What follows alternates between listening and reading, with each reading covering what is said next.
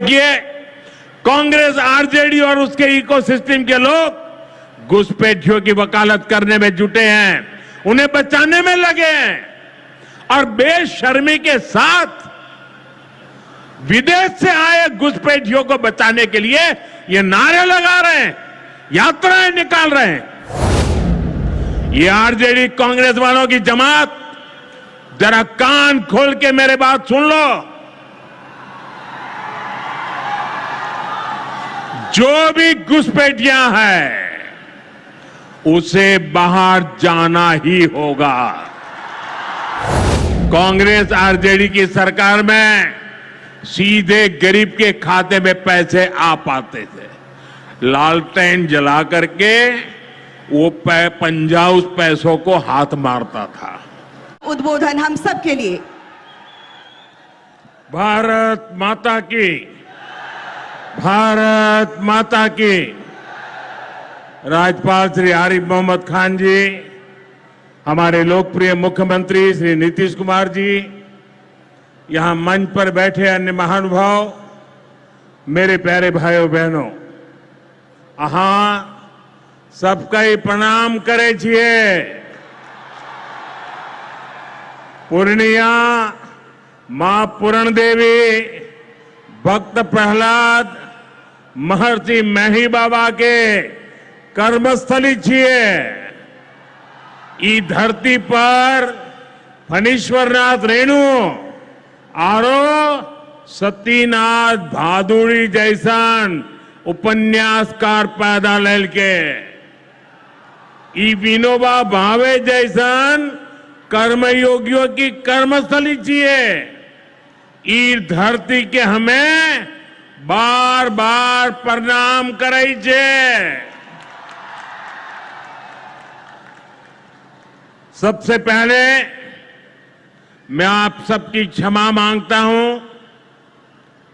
कोलकाता में मेरे कार्यक्रम में थोड़ा समय ज्यादा गया और उसके कारण मुझे यहां पहुंचने में विलंब हुआ। उसके बावजूद भी इतनी बड़ी तादाद में आप लोग हमें आशीर्वाद देने के लिए आए, इतने लंबा समय रुके रहे, मैं आपका बहुत बहुत आभार व्यक्त करता हूं और विलंब से आने के लिए मैं फिर एक बार जनता जनार्दन के चरणों में क्षमा याचना करता हूं। साथियों, आज यहां बिहार के विकास के लिए करीब 40,000 करोड़ रुपया की परियोजनाओं का लोकार्पण और शिलान्यास हुआ है।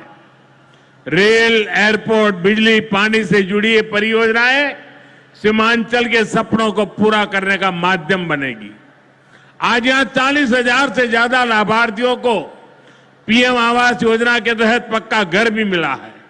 इन 40,000 परिवारों के जीवन में आज एक नई शुरुआत हुई है। धनतेरस से पहले, दिवाली से पहले और छठ पूजा से पहले अपने पक्के घर में गृह प्रवेश बहुत सौभाग्य से होता है। मैं इन परिवारों को बधाई देता हूं, शुभकामनाएं देता हूं। साथियों, आज का ये अवसर मेरे उन बेघर भाइयों बहनों को भरोसे देने का भी है। एक दिन उनको भी पक्का घर मिलेगा, ये मोदी की गारंटी है। हमारी सरकार ने पिछले 11 साल में 4 करोड़ से ज्यादा पक्के घर बनाकर गरीबों को दिए हैं। अब हम 3 करोड़ नए घर बनाने का काम कर रहे हैं। जब तक हर गरीब को पक्का घर नहीं मिल जाता, मोदी रुकने या थमने वाला नहीं है। पिछड़े को प्राथमिकता, गरीब की सेवा, यही मोदी का लक्ष्य है। साथियों, आज सर एम विश्वेश्वरैया जी की याद में हम इंजीनियर्स डे मनाते हैं। विकसित भारत, विकसित बिहार के निर्माण में इंजीनियर्स की बहुत बड़ी भूमिका है। मैं देश के सभी इंजीनियर्स को आज के दिन की बहुत बहुत बधाई देता हूं, अपनी शुभकामनाएं देता हूं। इंजीनियर्स का परिश्रम, उनका कौशल आज के इस कार्यक्रम में भी दिख रहा है। पूर्णिया एयरपोर्ट की टर्मिनल बिल्डिंग रिकॉर्ड 5 महीने से भी कम समय में बनाई गई है। आज इस टर्मिनल का लोकार्पण हुआ है। पहली कॉमर्शियल फ्लाइट को हरी झंडी भी दिखाई गई है और हमारे एविएशन मिनिस्टर श्रीमान नायडू जी भी हमारे बीच है। उनके लिए भी जरा ताली बजाइए। यहीं से हवाई जहाज उड़ा रहे हैं वो। नए एयरपोर्ट की वजह से अब पूर्णिया देश के एविएशन मैप पर आ गया है। अब देश के बड़े शहरों से, बड़े व्यापारिक केंद्रों से पूर्णिया और सीमांचल की सीधी कनेक्टिविटी होगी। साथियों, एनडीए सरकार द्वारा इस पूरे क्षेत्र को आधुनिक हाईटेक रेल सेवाओं से भी जोड़ा जा रहा है। आज भी मैंने वंदे भारत, अमृत भारत पैसेंजर ट्रेन को हरी झंडी दिखाई है। आज अररिया गलगलिया नई रेल लाइन का उद्घाटन हुआ है। विक्रमशिला कटरिया नई रेल का शिलान्यास भी किया गया है। साथियों, कुछ दिन पहले ही भारत सरकार ने एक और बड़ा निर्णय लिया है। Buxar Bhagalpur high speed corridor के मोकामा मुंगेर सेक्शन को मंजूरी दे दी है। इससे मुंगेर, जमालपुर, भागलपुर जैसे इंडस्ट्रियल हब को बहुत फायदा होगा। सरकार ने भागलपुर, दुमका, रामपुर हाट रेल लाइन के दोहरीकरण को भी मंजूरी दे दी है। साथियों, देश के विकास के लिए बिहार का विकास जरूरी है और बिहार के विकास के लिए पूर्णिया और सीमांचल का विकास जरूरी है। आरजेडी और कांग्रेस की सरकारों के कुशासन का बहुत बड़ा नुकसान इसी क्षेत्र को उठाना पड़ा है, लेकिन अब एनडीए सरकार स्थिति बदल रही है। अब ये क्षेत्र विकास के फोकस में है। साथियों, बिजली के क्षेत्र में भी बिहार को आत्मनिर्भर बनाने का काम चल रहा है। यहां भागलपुर की पीरपैंती में 2400 मेगावाट के थर्मल पावर प्रोजेक्ट का शिलान्यास किया गया है।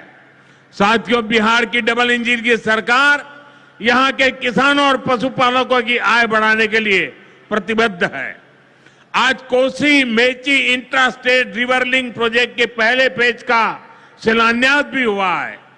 इसे ईस्टर्न कोसी मैन कैनाल का विस्तार होगा। इसे लाखों हेक्टेयर भूमि की सिंचाई में सुविधा होगी और बाढ़ की चुनौती से निपटने में भी आसानी होगी। साथियों, बिहार के किसानों के पास आय का एक साधन मखाने की खेती भी रहा है, लेकिन पिछली सरकारों ने मखाने की भी उपेक्षा की और मखाना किसानों की भी उपेक्षा की। और मैं दावे से कहता हूं, ये जो आजकल यहां आकर के चक्कर काटते हैं ना, उन्होंने मेरे आने से पहले मखाना का नाम भी नहीं सुना होगा। ये हमारी सरकार है जिसने मखाना को प्राथमिकता दी है। साथियों, मैंने बिहार के आप लोगों से राष्ट्रीय मखाना बोर्ड के गठन का वायदा किया था। केंद्र सरकार ने कल ही राष्ट्रीय मखाना बोर्ड की स्थापना के लिए नोटिफिकेशन जारी कर दिया है। मखाना किसानों को मखाने की अच्छी कीमत मिले, टेक्नोलॉजी का इस्तेमाल बढ़ाया जाएगा। राष्ट्रीय मखाना बोर्ड इसके लिए निरंतर काम करेगा। मखाना सेक्टर के विकास के लिए हमारी सरकार ने करीब 525 करोड़ रुपए की योजना को मंजूर किया है। साथियों, बिहार के विकास की ये गति, बिहार की प्रगति कुछ लोगों को रास नहीं आ रही है। जिन लोगों ने दशकों तक बिहार का शोषण किया, इस मिट्टी को धोखा दिया, आज वो ये मानने को तैयारी नहीं कि बिहार भी नए कीर्तिमान बना सकता है।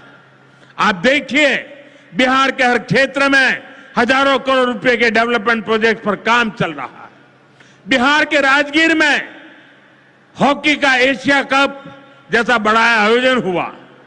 ओटा सिमरिया पुल जैसे ऐतिहासिक निर्माण कार्य बिहार में हुए। Made in Bihar rail engine Africa तक एक्सपोर्ट होकर जा रहा है, लेकिन ये सब कांग्रेस और आरजेडी वालों को पच नहीं रहा है।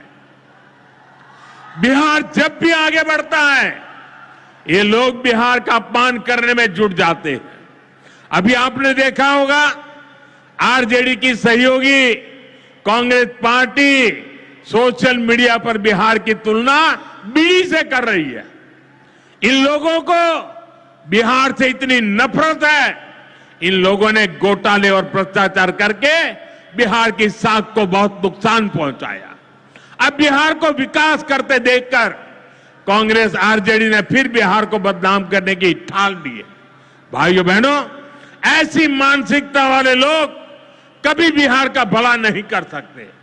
जिन लोगों को अपनी तिजोरी भरने की चिंता रही हो, वो गरीब के घर की चिंता क्यों करे? कांग्रेस के एक प्रधानमंत्री ने माना था कि कांग्रेस सरकार 100 पैसा भेजती है, 100 रुपये तो 85 पैसा बीच में ही लूट जाता है।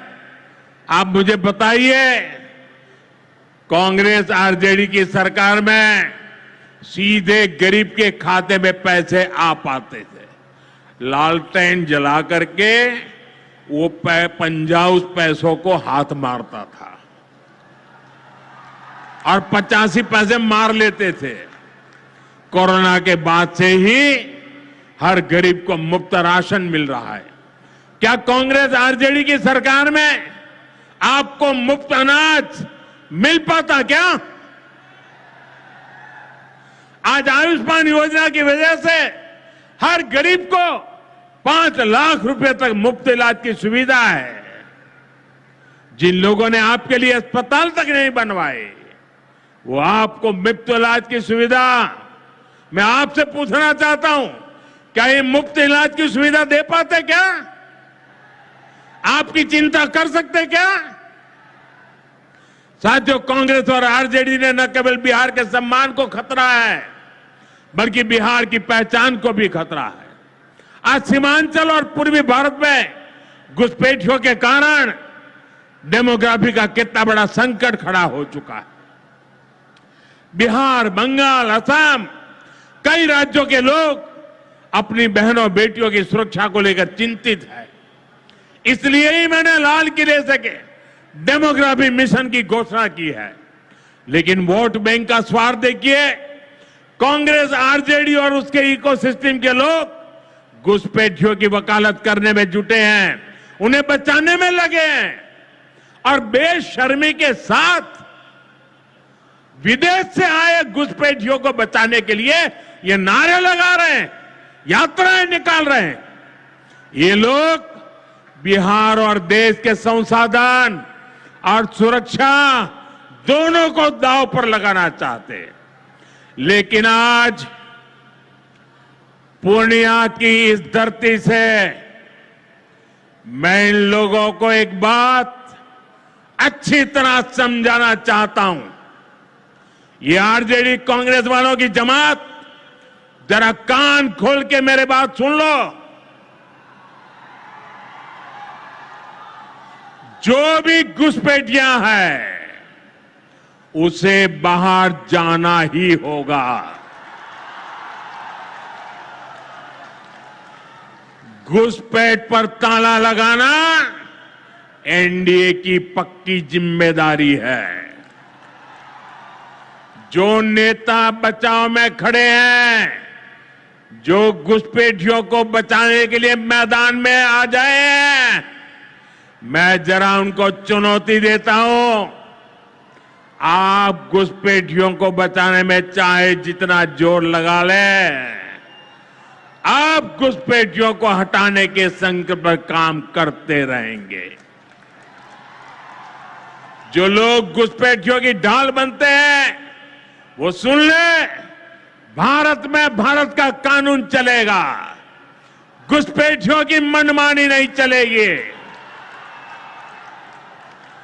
ये मोदी की गारंटी है।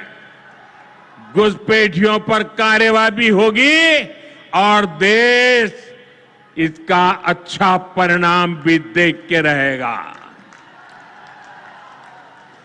घुसपैठ के समर्थन में कांग्रेस आरजेडी वाले जो विषय उछाल रहे हैं, बिहार और देश की जनता उन्हें बहुत करारा जवाब देने जा रही है।